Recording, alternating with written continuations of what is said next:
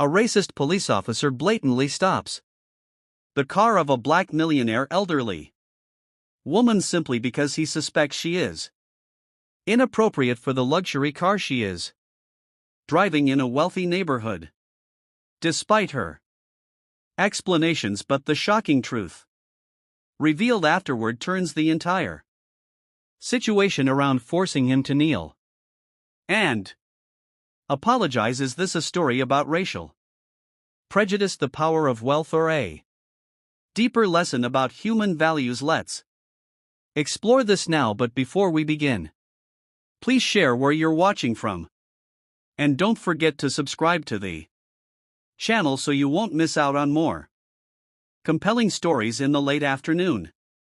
The soft golden sunlight stretched across the luxurious streets of Oakwood Heights, where lush green lawns and shiny black iron gates surrounded lavish villas. The peaceful atmosphere was disrupted by the gentle hum of the engine of a black Bentley Continental GT gliding down the main road. Inside the car, Mrs. Margaret Johnson, an elderly woman with an elegant demeanor and neatly tied silver hair, was sitting behind the wheel. Margaret had just attended a charity meeting for her education fund. She still felt warm inside as she thought of the children who would soon receive scholarships thanks to this fund, children with circumstances similar to hers and her late brother's. She stopped at a red light and grasped the old gold necklace around her wrist. It was the only remaining memento of her beloved late brother. She often squeezed it whenever she needed extra strength, but that peaceful moment was abruptly interrupted by the flashing red and blue lights from a police car behind her. The sharp sound of the siren cut through the air. Margaret frowned and looked in the rearview mirror. A sense of discomfort rose as she saw the patrol car pulling up behind her and signaling her to pull over. What's going on? Margaret wondered, checking the speedometer. She was driving below the speed limit. There was no reason for her to be stopped. She calmly steered the car to the side of the road. As the engine turned off, she saw Officer Ethan Brown, a tall young man with a stern expression, stepping out of the patrol car. He appeared tense. His hand hovered near his gun belt, a reflex trained into him. Ethan walked over to the Bentley, his gaze scanning the glossy paint and the premium interior before finally settling on Margaret's face. Suspicion was evident in his eyes as he spoke. What are you doing here? Margaret looked at him, maintaining a calm gaze. Though she felt a slight irritation, she answered in a composed tone, I'm on my way home. Ethan raised an eyebrow. You live here? Margaret nodded slightly. Yes, I live at 1242 Maple Street. Ethan frowned briefly. He looked from her luxurious car to her outfit, simple yet made from high-quality fabric. Everything seemed out of place in his eyes. A black elderly woman over 70 years old driving a Bentley through a neighborhood for the super rich. I need to see your documents, Ethan said, his voice a bit firmer. Margaret did not immediately respond. She remained silent for a moment, studying the young man before her. Then, with the calm she always maintained, she opened the small compartment next to her seat and took out her documents. Certainly. Here is the continuation. Continuation, asterisk asterisk. These are my driver's license and vehicle registration. She handed them to Ethan. Ethan took the documents and glanced over them quickly, but even though everything appeared to be in order, the suspicion in his eyes did not wane. Do you own this car? He asked, his voice laced with sarcasm. Margaret stared at him. What do you see in those papers? She replied, her tone becoming firmer. Is there a problem, officer? Ethan paused for a moment, then pointed at the necklace she was holding in her hand. Is this necklace yours? Margaret tightened her Grip on the necklace, her eyes flashing. With alertness. Yes, it's a family heirloom, she said slowly. Ethan suddenly recognized the necklace. It seemed strangely familiar. Its shape was identical to a necklace he had once seen in an old family photo, one featuring his father as a child. But that thought passed quickly and was not enough to maintain his focus.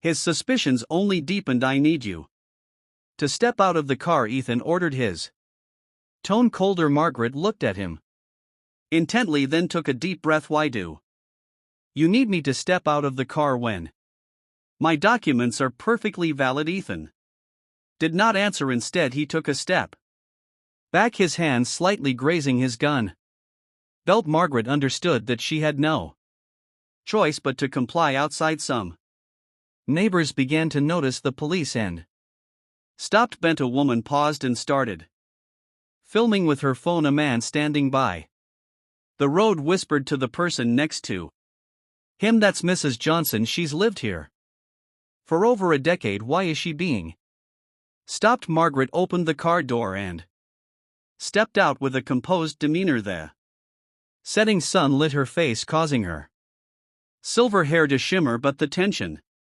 between her and Ethan was growing. "Don't do anything unexpected," Ethan warned, his hand gripping his gun belt. Margaret raised an eyebrow slightly, responding in a soft but sharp tone. "Are you afraid of me, officer?" An elderly woman with a necklace. Her words made Ethan blush slightly, but he said nothing in response. The crowd around them began to gather. Murmurs and the sound of phone videos being recorded creating a heavier atmosphere. Margaret stood tall, still gripping the necklace tightly. She did not let any anger or fear show on her face, only the calm of someone who had faced much greater challenges than this. "I will comply with your request, but I do not agree with the way you are treating me," she said, her voice full of dignity. Ethan remained silent, unaware that his actions were not only being observed by Margaret but were also being recorded by dozens of phones. In that very moment would change his life forever. Margaret entered the police station, her posture upright, though her eyes shimmered with weariness. The atmosphere in the station was tense, and a few officers glanced at her awkwardly, as if they knew something was wrong but dared not speak up. Ethan followed behind, his face stiff, his hand tightly gripping his notebook. He silently led Margaret to the inspection area and asked her to sit down. "What's your name?" Ethan asked, his voice firm but lacking confidence. "Margaret Johnson," she replied without even looking at him. Her name echoed in the room, causing a few officers to turn their heads. It seemed like they recognized it, but Ethan couldn't quite make the connection yet. Margaret handed him her identification. Ethan glanced at the driver's license and address: 1242 Maple Drive, Oakwood Heights. The address matched what she had said, but his suspicion hadn't faded. While processing the paperwork, Ethan received a call from his wife, Emily. "Ethan, where are you? There's something urgent I need to tell you." Emily's voice was trembling, a mix of worry and excitement. "I'm busy. What's going on?" Ethan asked, trying to keep his tone calm. "We just got a call from the hospital," Emily panted. "Someone's charity paid for Danny's entire surgery."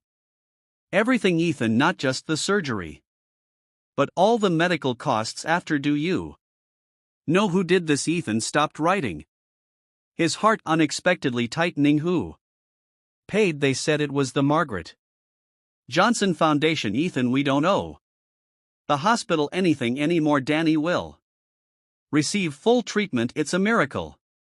Continuation, asterisk asterisk. The name Margaret Johnson struck Ethan like a bolt of lightning. He turned his head to look at the elderly woman, quietly sitting at a distance, calm but dignified. "I'll call you back," Ethan said, hanging up in a daze. He slowly walked back to his desk, the pieces in his mind starting to fit together. The name Margaret Johnson no longer seemed unfamiliar. This was the woman who had saved his son's life, and now he was holding her as a suspect. As he returned her personal belongings, Ethan's gaze accidentally lingered on the old necklace she had placed on the table. It seemed oddly familiar. His eyes narrowed, and his memory unearthed a blurry image, an old photo he had seen on his father's desk featuring a young man holding a necklace almost identical to this one. "This necklace, is it very important to you?" Ethan asked, his voice trembling for the first time. Margaret glanced at him, then softly replied, "It's a family heirloom from my younger brother. It's very special." Her answer made Ethan pause. His heart raced, a strange feeling creeping in. The image of the photo his father had kept flashed clearly in his mind. In it, the young man was holding a child, and on his hand was that very necklace. "This necklace, your brother, is he still alive?" Ethan asked, his voice low. Margaret was silent for a moment before replying, "He passed away many years ago." Her words felt like a knife stabbing into Ethan's chest. A strange unease rose in him, the necklace, the name Margaret Johnson, and the inexplicable sense of familiarity. All of it made him even more curious. Ethan couldn't stop himself from looking at Margaret again. In that instant, he realized that she wasn't just an elderly woman who had been treated unfairly. There was something about her that sparked a connection he couldn't ignore, though he still didn't know what it was. "You may leave," Ethan said, his voice hoarse. Margaret stood up, her gaze meeting Ethan's, not in anger, but in deep disappointment. Before leaving, she left him with one final remark: "Sometimes what you see on the outside is just a small piece of the story, but that small piece can reveal a lot if you want to look." Ethan stood still, watching her figure fade through the door. His heart was in turmoil, and the necklace sparkling on the table was a reminder that everything that had just happened was not a mere coincidence. Ethan couldn't shake off the feeling of guilt that had clung to him since Margaret left the station. The image of her standing in the patrol car's headlights, the necklace gleaming in her hands, and her last words echoed in his mind. That night, Ethan barely slept. In his heart, regret mixed with an intense curiosity he couldn't explain. The next morning, Ethan decided to take action. He couldn't let the story end in silence like that. With Margaret's business card from the station, he drove to her address on Maple Drive.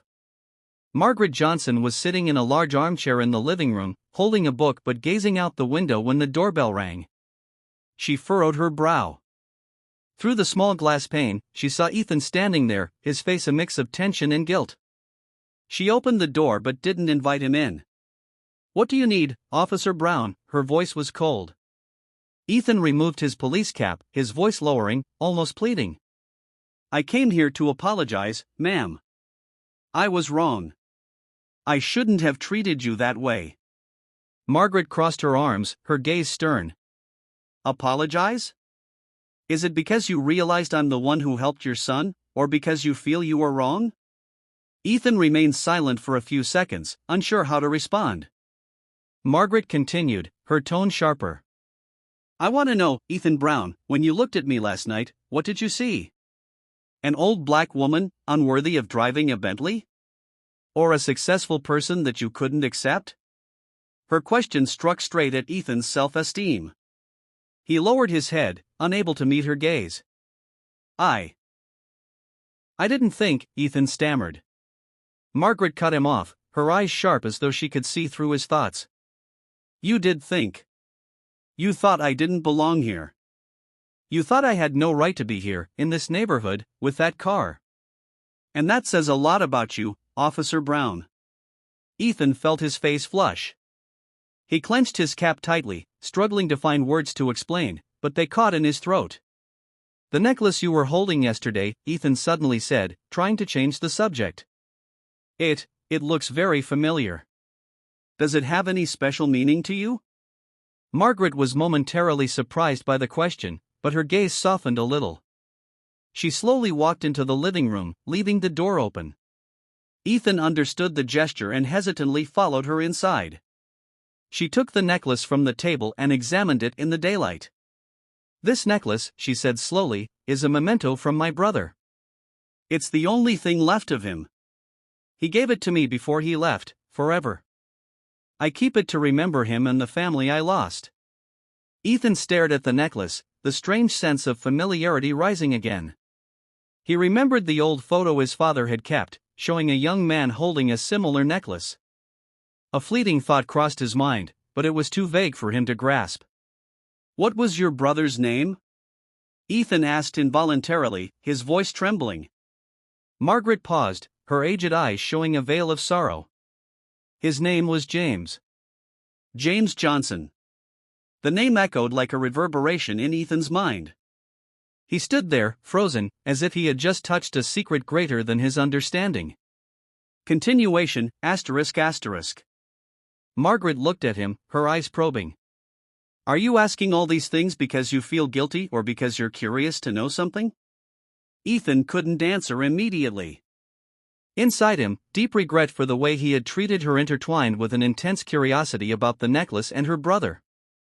The pieces of the past began to fit together in his mind, but there was still something important missing to complete the picture. "Maybe both," Ethan finally said, his voice hoarse. Margaret didn't reply.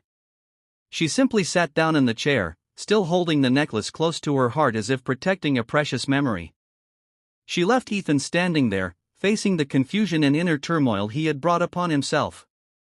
"I don't forgive easily, Officer Brown," Margaret said, breaking the silence. "But if you want to make amends, you need to prove that you've changed through actions, not words." Ethan nodded slowly, his eyes showing determination.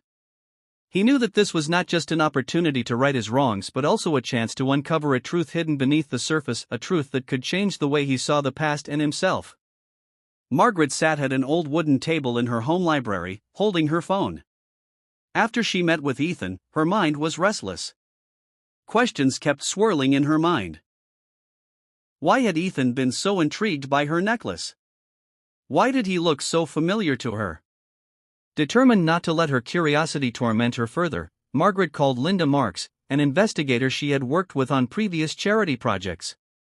Linda was known for her ability to discreetly and efficiently uncover complex secrets.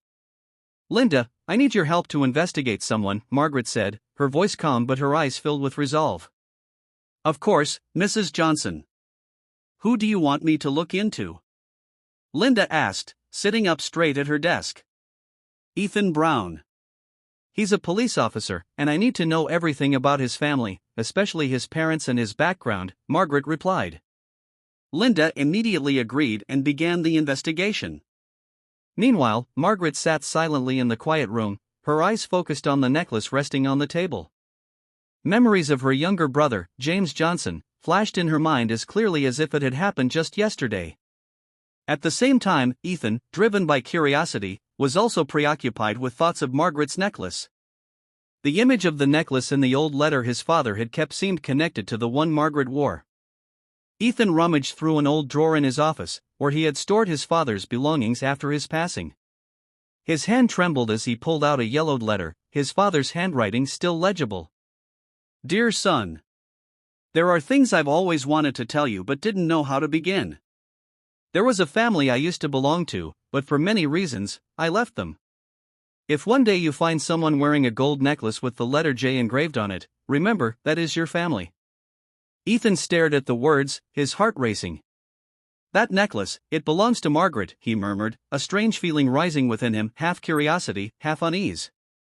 A few days later, Linda Marks called Margaret back, her voice cautious. "Mrs. Johnson, I've uncovered some important information. Ethan Brown is your grandson. He is the son of James Johnson." Margaret froze, her grip tightening on the phone. Memories of James, her young brother who had always protected her when they were children, came rushing back. A mix of joy and sorrow filled her heart. "Are you sure, Linda?" Margaret asked, her voice trembling.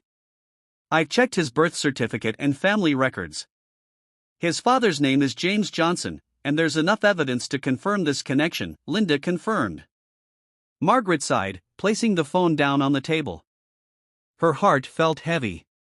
The grandson she'd been searching for all these years was the same person who had treated her unjustly.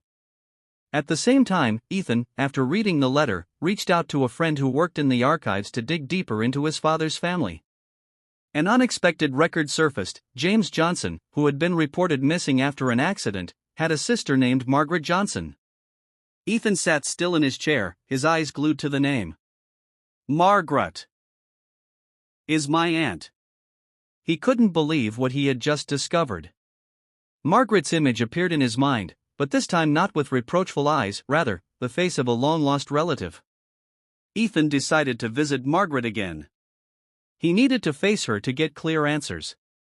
Margaret wasn't surprised to see Ethan standing at her doorstep once again. She had already anticipated his arrival. The atmosphere in the living room was so quiet that Ethan could hear the ticking of the clock. Margaret sat in the armchair, her eyes fixed on Ethan, not defensive, but without any warmth either. "You've discovered the truth, haven't you?" Margaret broke the silence. Ethan nodded slightly, struggling to find the right words, but they seemed stuck in his throat. Finally, he simply said in a hesitant voice, "You're my father's sister." Margaret closed her eyes as though Ethan's words brought back deep memories. When she opened her eyes again, her gaze was sharp but filled with pain. "Yes. I am the sister of James, your father, the one I lost contact with almost a lifetime ago." Margaret's words hit Ethan like a blow to the mind. He took a step back and slumped into the chair opposite her. His heart tightened as he thought about the way he had treated her simply because of his foolish prejudices. I'm sorry," Ethan stammered, his eyes lifting to meet Margaret's, full of deep regret. Margaret gave a soft, almost bitter smile. But it wasn't a warm one, it was sad and laced with resentment. "Sorry? Do you think an apology is enough, Ethan? Do you think I'll forget the way you looked at me, like I didn't belong here? Do you know what that feels like?" Ethan didn't answer. He lowered his head, his hands gripping his knees tightly. Inside, guilt was suffocating every continuation, ***. "Do you know," Margaret continued, her voice trembling with emotion, "that your father, James, was the one who always protected me when we were young? We lost our parents early, and James always tried to make me laugh, even though we had nothing but our bare hands." She held up the necklace, the light making it shimmer. "This necklace was the last thing he gave me before he disappeared from my life. And now, his son treats me like a stranger in a neighborhood I've lived in for more than a decade." Ethan gazed at the necklace, feeling the regret deepen within him. He tried to speak, but his voice choked. "I was wrong," he finally said. "I truly didn't know. I carried with me foolish prejudices, and I have no excuse for what I did." Margaret tilted her head, her eyes scrutinizing every word Ethan spoke. "I don't need excuses, Ethan. I need to see that you've truly changed. I need to see that you're not just talking but that you're taking action." Ethan nodded, his eyes filled with determination. "You're right.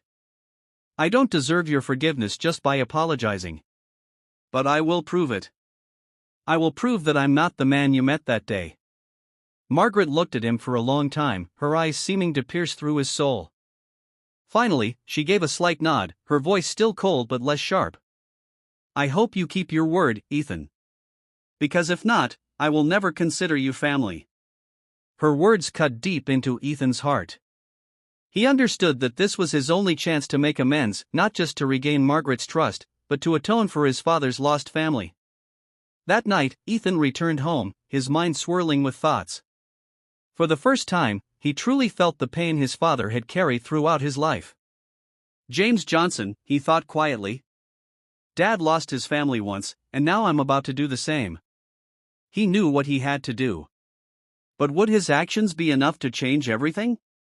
That was the question he had to face as he embarked on the journey of redemption and healing his broken family ties.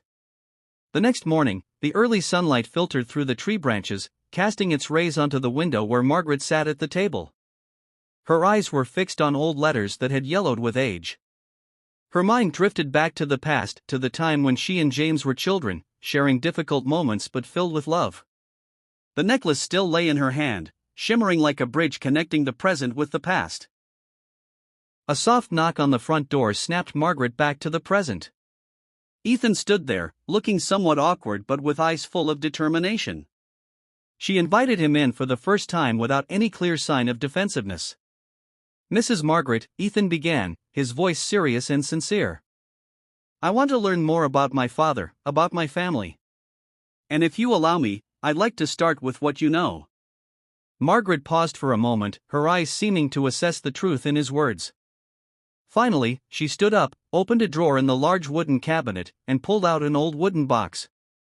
If you truly want to know, she said, start here. Margaret placed the box on the table, carefully opening the lid. Inside were yellowed letters, a few old photographs, and small items, including a vintage pocket watch. She picked up one of the letters, carefully unfolded it, and began to read aloud. Margaret. If you are receiving this letter, it's because I no longer have the chance to meet you. I don't know if I dared to face you, but I need you to know that I have always loved you and thought of you, even though I disappointed you greatly. Margaret's voice softened as she read.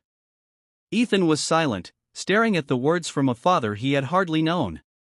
Did my dad write to you? He asked, his surprise obvious. Yes, Margaret replied, her voice gentle but full of emotion. James wrote many letters, but he never sent them. I only received them after he passed away.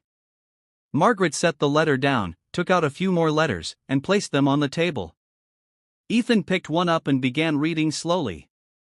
The words, full of regret and sorrow from his father, made his heart heavy. Margaret. I let fear and pride destroy our relationship. I hope one day you can forgive me. Margaret opened a smaller box from the drawer, revealing old photos from her and James's youth.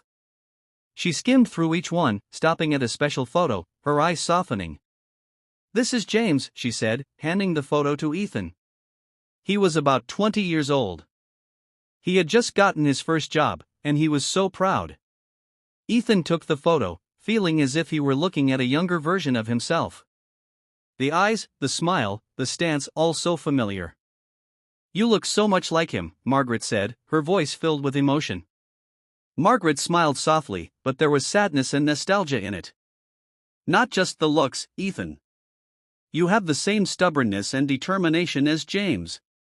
But what's important is how you choose to live, not letting our continuation, ***.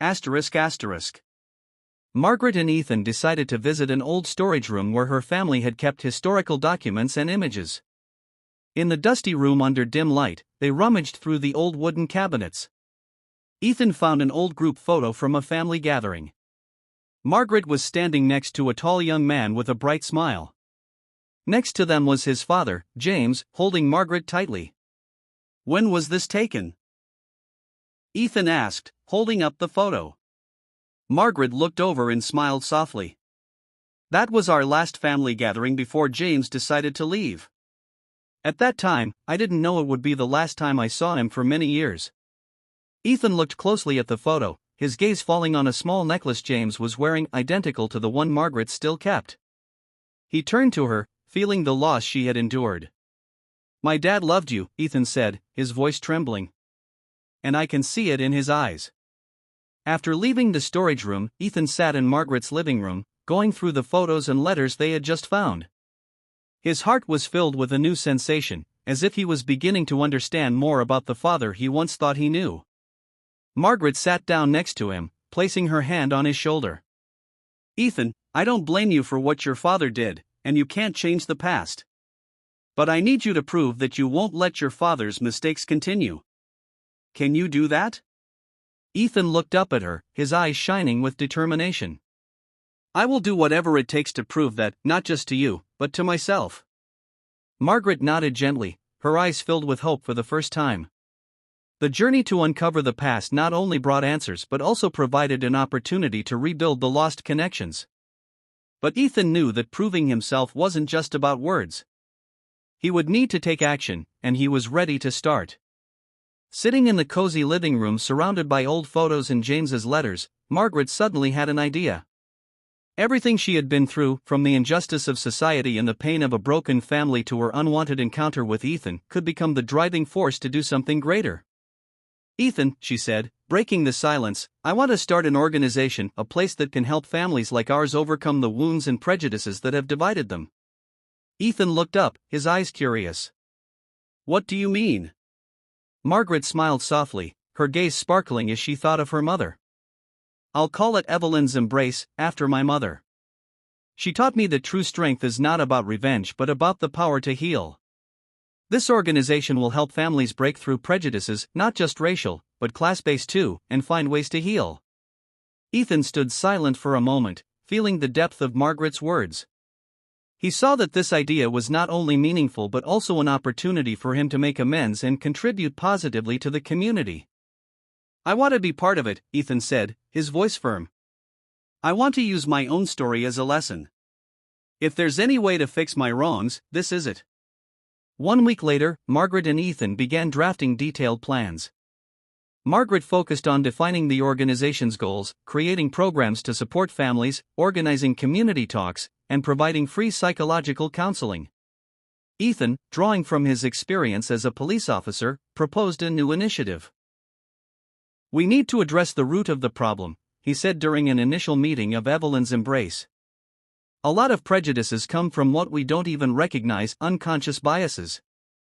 I want to organize training sessions for police officers to help them recognize behaviors like the one I displayed that day. Margaret looked at him, a mixture of surprise and admiration in her eyes. Ethan, do you think the police will be willing to listen to this? This is no small issue.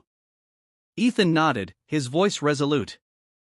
I know it won't be easy, but I believe my story can wake them up. I once thought I didn't have prejudices until I did something terrible to you. If I can change, they can too. Margaret paused for a moment, then smiled softly. All right. If you're willing to start with yourself, I think we can make a difference. 2 months later, Evelyn's Embrace hosted its first seminar with local police officers. Ethan stood on stage, facing dozens of eyes, many of which were filled with skepticism. He began by telling his own story. I once thought I was a good cop, fair and unbiased. But in just a few minutes, I did something I'll regret for the rest of my life. I looked at Margaret, a black elderly woman, and saw a threat simply because she was driving a Bentley in an upscale neighborhood. That wasn't just wrong, it was a testament to how unconscious bias can make us act without realizing it. The room fell silent as Ethan continued, sharing the consequences of his actions, regret, pain, and how he discovered that Margaret was his family. But the most important thing, Ethan concluded, is that I learned we cannot let those biases control us. We can change if we're willing to reflect on ourselves and acknowledge our mistakes. The seminar not only made many officers reconsider their behavior, but it also helped spread the word about Evelyn's Embrace. Margaret and Ethan quickly garnered support from numerous community organizations and individuals who wanted to join the mission of eradicating prejudice and healing F. Continuation, ***. One day, after a tense meeting, Margaret sat with Ethan on the couch in Evelyn's Embrace's new office. You've done well, Ethan, she said, looking at him with a gentler gaze than ever before. Thank you, Ethan replied, his voice steady. But I know this is just the beginning.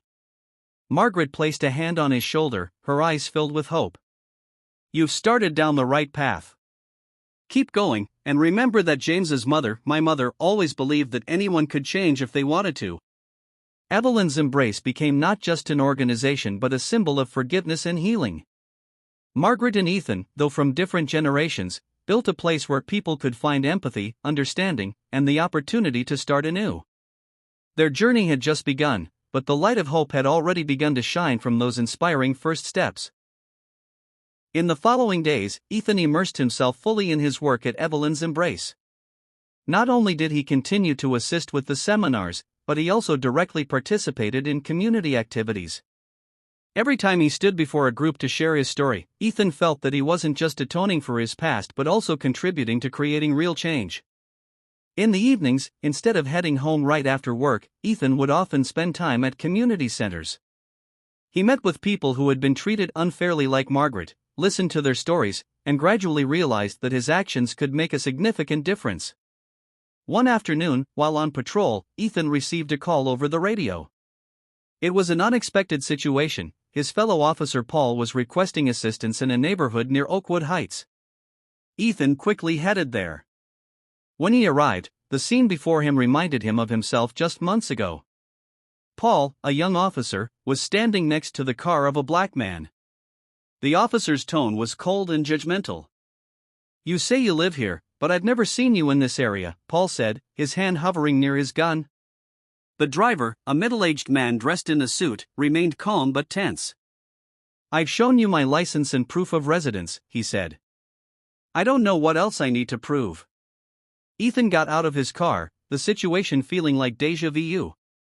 But this time, he knew exactly what to do.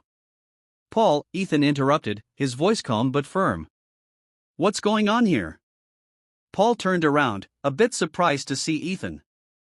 I saw him driving through here, and I thought he didn't belong in this neighborhood.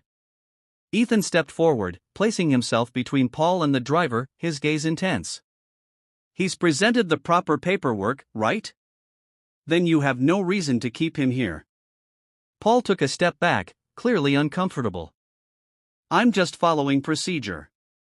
No, Ethan interrupted, his voice sharper now. This isn't procedure. This is bias. And I know it because I've done the same thing. But it's wrong, Paul. We're here to protect people, not judge them based on their appearance. Paul fell silent, his face puzzled. After a moment, he nodded and took a few steps back. The middle-aged man thanked Ethan before driving off, clearly relieved. Ethan's actions didn't go unnoticed. Not only did Paul acknowledge his decision, but another witness, Michael, a neighbor from Oakwood Heights who had seen Ethan stop Margaret months earlier, was also present. That evening, at a community gathering organized by Evelyn's Embrace, Michael stood up in front of the crowd and requested to speak. I saw Ethan Brown a few months ago when he treated Margaret Johnson unfairly. I thought he couldn't change. But today, I've witnessed him do the opposite, standing up for someone being unfairly treated, just like Mrs. Margaret was. The entire room fell silent, all eyes fixed on Ethan. Michael continued, his voice filled with admiration. It's not easy to admit your mistakes, and even harder to change. But Ethan has done it. He's living proof that anyone can right their wrongs if they truly want to. A round of applause erupted, breaking the silence in the room. Ethan stood there, his face flushed with embarrassment but his heart filled with emotion. He knew he still had a long way to go, but he also recognized that his efforts were starting to make a meaningful impact. Margaret sat in the front row, silently watching, her gaze no longer stern but filled with pride. After the meeting, she approached Ethan, placing a hand on his shoulder. You did well, she said, her voice thick with emotion. Ethan turned to her, his eyes gleaming with gratitude. Just trying to live up to the opportunity you gave me. Margaret smiled, a warm smile Ethan had rarely seen. You've gone beyond what I expected, Ethan. But don't stop here. There's still much more to be done. Ethan nodded, his resolve stronger than ever. He not only wanted to make amends but also to become a better person, for his family, for the community, and... Continuation, ***. One Sunday afternoon, the gentle golden sunlight filtered through the branches of the trees in Margaret's yard. She and Ethan stood by the door, welcoming their family members as they arrived one by one. This wasn't just any ordinary family gathering but a meaningful reunion after many years of separation and unresolved wounds. Margaret carefully arranged each dish on the table, traditional recipes that her mother, Evelyn, used to make for special occasions. Ethan busied himself adjusting the chairs, ensuring everything was perfect. Do you think they'll all come? Ethan asked, his voice tinged with a hint of nervousness. Margaret smiled softly, her gaze calm and assured. If they understand the meaning of today, they'll come. Soon, family members began arriving, some Margaret hadn't seen in years and others were new faces she only knew through stories. The children ran around in the yard while the adults began with awkward but gradually warming conversations. Ethan helped Margaret introduce herself to everyone. This was the first time he met many of them, and each story, each face, brought him a deep sense of connection he had never felt before. As everyone sat down at the table, Margaret stood up, holding a small wooden box engraved with the name of Ethan's father, James. Today, I want to share something special, she said, her voice clear yet filled with emotion. Among the letters James left behind, there is one final letter that I've never read aloud. But I think today is the right moment for all of you to hear it. The room fell silent, all eyes on Margaret. She opened the box and carefully took out the aged letter, the words written on the paper serving as a bridge from the past to the present. Margaret began reading, her voice soft yet resonant. Margaret. If you're reading this letter, it means I am no longer here. There are so many things I wish I could have said, but I never had the courage to express. I've hurt you, I've hurt our family, and I've left so many wounds that can never heal. But if I had one wish before I leave this world, it would be that you, Ethan, and the rest of the family find a way to forgive one another. Remember, we are not just broken pieces of a shattered family but parts of a much larger picture, a picture that our mother, Evelyn, tried to paint with love and hope. Ethan, if you ever read this, I hope you never make the same mistakes I did. Learn to love, to correct your wrongs, and to cherish those around you. And Margaret, you've always been the strongest among us. I only hope you continue to be the guiding light for everyone. With all my love and regret, James. When Margaret finished, the room remained still. Many were moved to tears, feeling the deep sorrow and regret in James's final words. Ethan, sitting across from Margaret, lowered his head, overwhelmed with complex emotions. He didn't know what to say, but he felt more than ever the responsibility to heal the wounds within the family. Margaret looked around the table, her gaze pausing on each face. James made many mistakes, but I believe he truly hoped we could overcome the past. And I hope today marks a new beginning for our family. After the meal, everyone gathered into small groups, sharing stories of James and Evelyn and the beautiful memories they once had.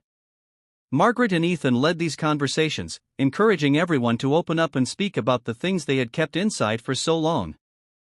As the gathering drew to a close, Ethan approached Margaret. "Do you think we've done it?" he asked, looking at the family members laughing and talking together. Margaret smiled softly, placing her hand on his shoulder. "This is just the beginning, Ethan. But I believe we're heading in the right direction." The family gathering was not just an opportunity for healing but a significant step in building new relationships. Under the gradually. Continuation, ****. In the days following the family gathering, Ethan continued working both at Evelyn's Embrace and as a patrol officer. However, his heart grew increasingly torn between his duty in law enforcement and the greater mission he felt from the organization Margaret and he were building together. One late evening, Ethan was patrolling downtown when he received an urgent message over the radio. Armed robbery at the convenience store on Elm Street. Immediate assistance required. Without hesitation, Ethan activated his siren and rushed to the scene. It was a small store, its neon lights flickering weakly. Through the glass window, he saw a young man with a trembling gun in his hand, facing the store owner, an elderly woman whose eyes were filled with fear but who tried to stay calm. Ethan stepped out of the car, raising his hands to avoid provoking the robber. "Stay calm," he said loudly, his voice steady yet commanding. "I'm here to help." The robber turned toward Ethan, panic evident in his eyes. "I don't want to hurt anyone. I just need the money, my sister's very sick, and I don't know what else to do." The words hit Ethan hard. He remembered what Margaret had told him about the circumstances of many people who had no other choices in life. He took a step closer, his voice softening. "I understand that feeling," Ethan said. "But trust me, this isn't the way. Let me help. Evelyn's Embrace can support you and your family. Don't let one mistake lead you down a path with no way out." The robber hesitated, his hand shaking as he held the gun. But just as Ethan was about to get closer, the siren of another police car sounded outside, startling the robber. In his panic, he accidentally pulled the trigger. Ethan felt a sharp pain spread from his side. He fell to the ground, blood spilling over his hand as he tried to hold the wound. The room was in chaos. Other officers rushed in and quickly subdued the robber. Ethan fought to stay conscious, his voice weakening. "Call Margaret. Tell her." At the hospital, Margaret received a call just past midnight. She had been reviewing documents for a new project at Evelyn's Embrace when her phone buzzed. Upon hearing that Ethan had been injured, her heart sank. She rushed to the hospital, her hands trembling as she signed in as a visitor. As she walked to the emergency room, her mind was filled with conflicting emotions. Ethan had made mistakes, but he had also changed. Now, he felt like an irreplaceable part of her family. Margaret entered the room to find Ethan lying there, his face pale but his eyes lighting up with a weak smile when he saw her. "You came," he whispered. Margaret sat down beside him, taking his hand. Her voice trembled more than she wanted to admit. "I didn't just come, Ethan. I'm not leaving. That's what family is. No matter what you've done, I'm always here." Ethan tried to smile, but the pain was evident on his face. "Thank you.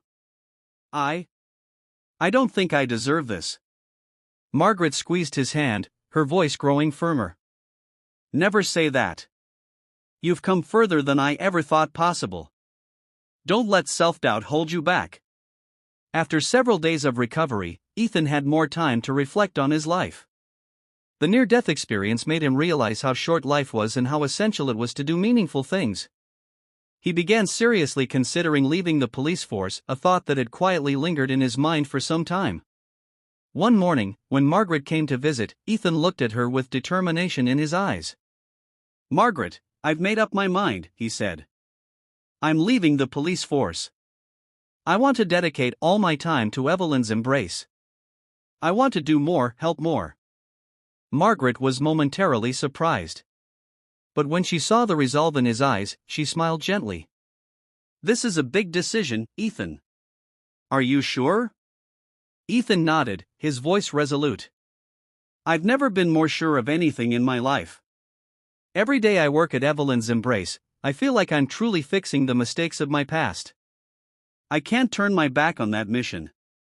The day Ethan resigned, he received an emotional farewell from his colleagues.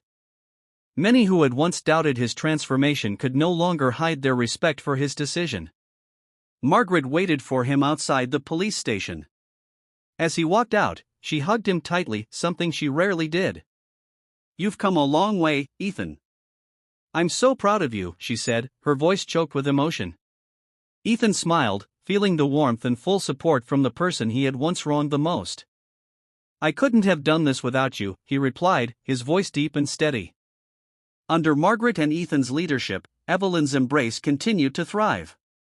They launched more initiatives, such as supporting families in need, organizing workshops on unconscious bias, and expanding their support network nationwide.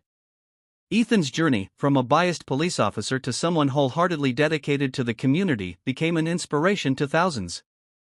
The mistakes he had once made were no longer stains on his life but became the fuel for him to do what was right. Though this journey was challenging, Ethan knew that he had found the true meaning of life, healing, helping, and living in a way that honored the opportunity Margaret had given him. Let me know when you're ready for the next segment by replying continue. Setting sunlight, Margaret looked toward the house, her heart filled with hope. Evelyn's embrace was not just an organization. It had now become a symbol of reunion, forgiveness, and family love. Continuation, ***.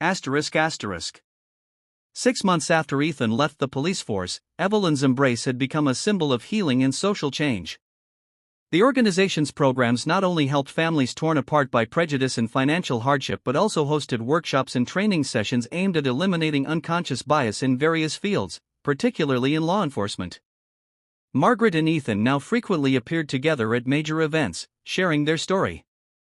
Each time they took the stage, Ethan felt a deep emotion as he looked out at the crowd, hopeful eyes, nodding heads of empathy, and the continuous applause that followed the conclusion of their story.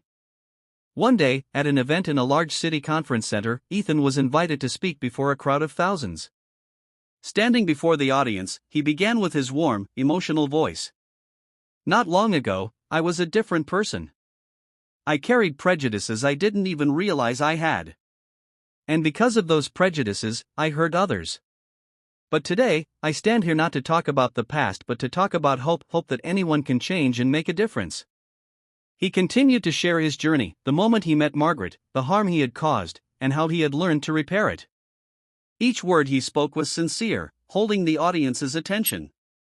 At the end of his speech, Ethan said, "I am not a perfect person, but the forgiveness and opportunity Margaret gave me changed my life.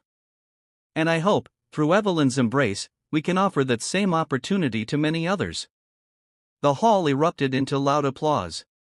Margaret, standing beside Ethan, gently patted him on the shoulder, her face filled with pride. After the event, Ethan spent time meeting the families that Evelyn's embrace had helped. One of them was Mr. Daniel's family, a middle-aged man who had been unfairly arrested just for driving through an upscale area. "Thank you, Ethan," Daniel said, shaking his hand. "Without your organization, I wouldn't know how to overcome the trauma." The counseling sessions from Evelyn's Embrace not only helped me but also helped my whole family regain trust. Ethan looked at Daniel, a sense of pride and emotion spreading within him. "It's not just us," Ethan replied in a low voice. "It's you and your family who bravely stood up and faced the difficulties. Evelyn's Embrace is just where it all began." Ethan also met Jessica, a young mother who had to raise her child alone in difficult circumstances after being estranged from her family. "They didn't accept my son," Jessica said, her voice choked. "But thanks to the organization, we had meaningful conversations. Now they love him as their own." Ethan felt the change in every story. He not only saw the impact the organization had on the community but also realized that his transformation from a prejudiced cop to a person dedicated to the community was the foundation of these stories. That evening, as Margaret and Ethan returned to the organization's office, Margaret paused in the hallway, looking at Ethan with an emotional gaze. "Do you realize, Ethan, your change has spread everywhere? The families we met today are proof of that." Ethan nodded, his eyes filled with gratitude. "I never thought a mistake could lead to something as beautiful as this. If it weren't for you, I don't know where I would be." Margaret smiled softly, placing a hand on his shoulder. "And without you, Evelyn's Embrace wouldn't have the strength it has today. This isn't just my organization, it's ours. It's for the whole community." Evelyn's Embrace wasn't just an organization anymore, it had become a social movement. Margaret and Ethan's story was widely shared on the news, television, and social media. Families torn apart, those who had been discriminated against, and even people who once held prejudices found hope in their stories.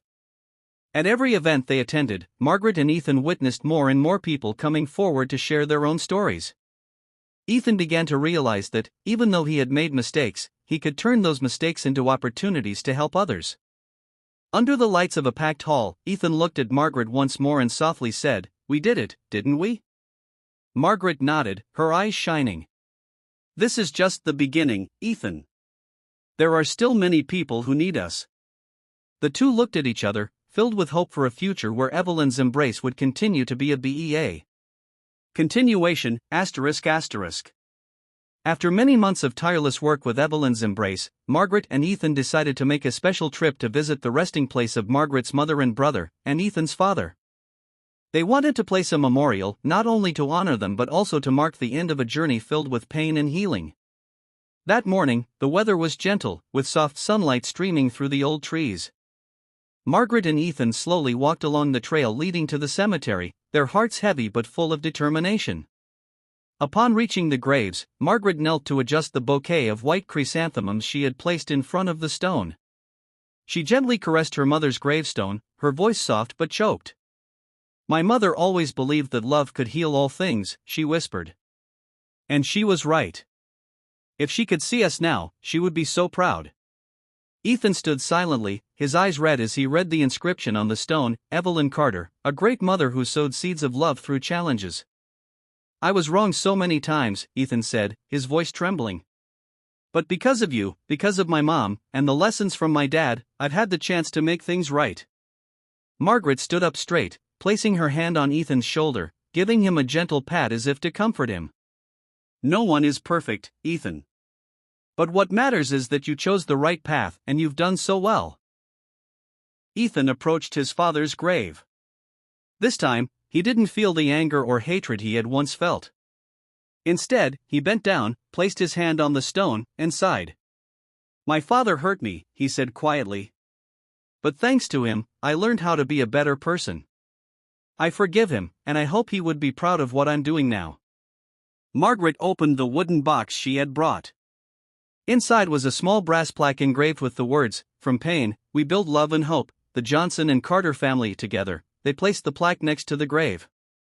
Sunlight sparkled on its metal surface, marking the final message of their journey, a closure to the past and an opening to the future.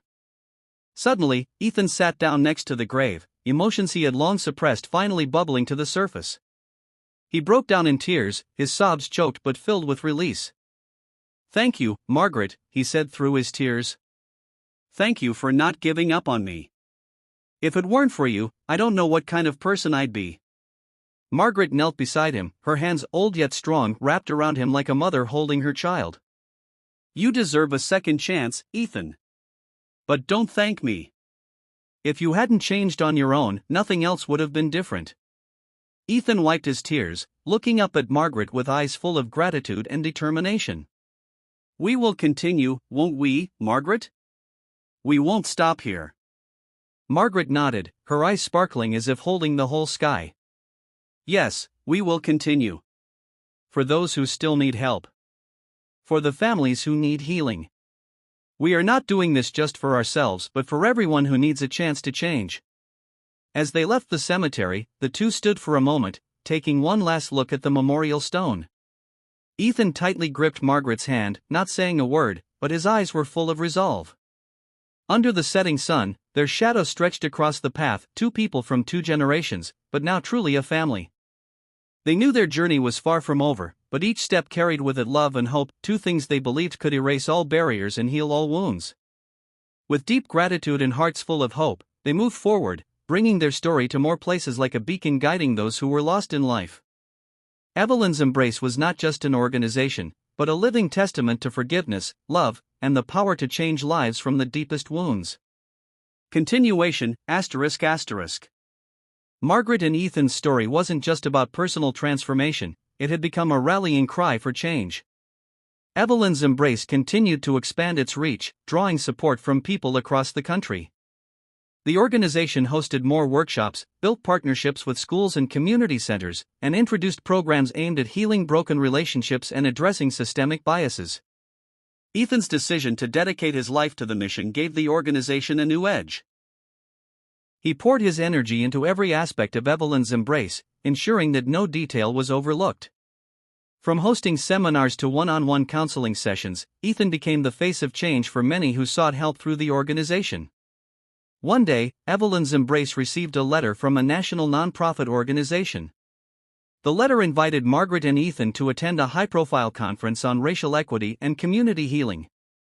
It was an opportunity for Evelyn's Embrace to share its work on a national stage and to inspire similar efforts in other communities.